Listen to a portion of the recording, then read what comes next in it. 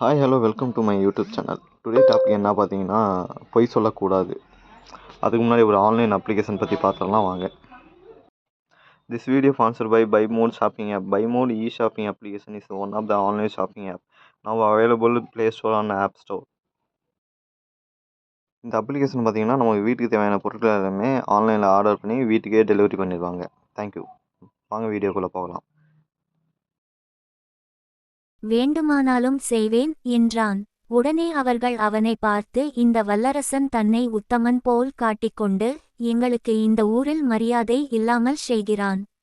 அவனுக்கு சரியான பாடம் கற்பிக்க வேண்டும். அதற்கு தான் உன்னுடைய உதவி தேவை என்றனர். மேலும் அவர்கள் தங்களுடைய சதி திட்டத்தை அவனிடம் விளக்கி கூறினார்கள். எங்களுடைய 3 லட்சம் ரூபாய் பணத்தை எப்படியாவது அந்த நல்லரசனின் வீட்டில் நீ வைக்க வேண்டும். நாங்கள் போலீசில் புகார் கொடுத்து அவனை கைது செய்கிறோம். அவன் 3 லட்சம் ரூபாயை திருடியதற்கு நீ போய் சாட்சி சொன்னால் போதும்.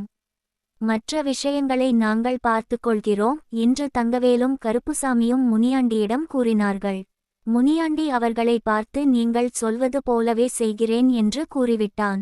தங்கவேலும் கருப்புசாமியும் இதை கேட்டு மகிழ்ந்தார்கள். இந்த சதி திட்டம் அவர்களின் எண்ணம் போலவே நடந்தது. தங்கள் பணம் 3 லட்சம் திருடு போய்விட்டதாக அந்த இருவரும் போலீசாரின் புகார் கொடுத்தார்கள்.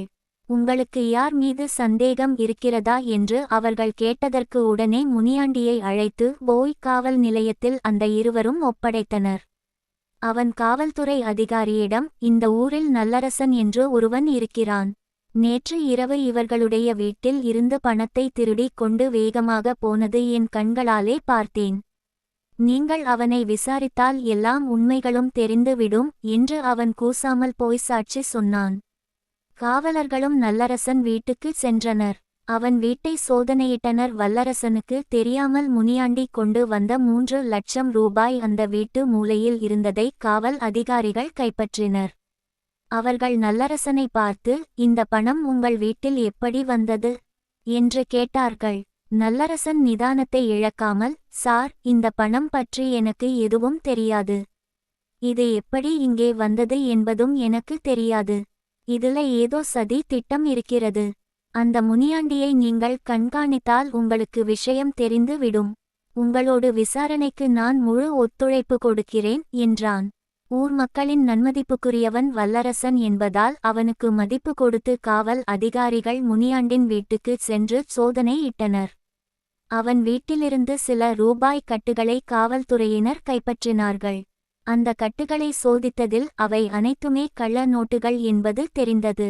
முனியாண்டி சிறையில் அடைக்கப்பட்டான். கள்ள நோட்டு வழக்கில் அவன் பெயரை சேர்த்தார்கள்.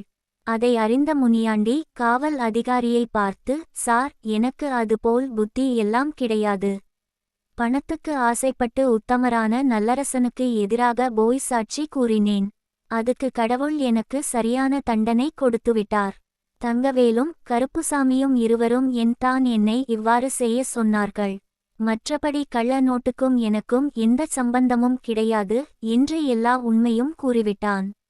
உடனே காவல்துறை அதிகாரிகள் தங்கவேலு மற்றும் கருப்பசாமியையும் கைது செய்து சிறையில் அடைத்தனர். இந்நிகழ்ச்சியின் மூலம் நல்லரசின் மீது மக்களுக்கு இருந்த நன்மதிப்பு மேலும் கூடியது. நீதி, யார் மீதும் எப்பொழுதும் பொய்ச்சாட்சி சொல்லக்கூடாது. அது ஒரு நாள் வெளிப்பட்டு போய் சாட்சி கூறியவரே தண்டனைக்கு உட்படுத்தி விடும். எனவே அனைவரும் மனச்சாட்சிக்கு உட்பட்டு நல்லவர்களாக வாழ வேண்டும்.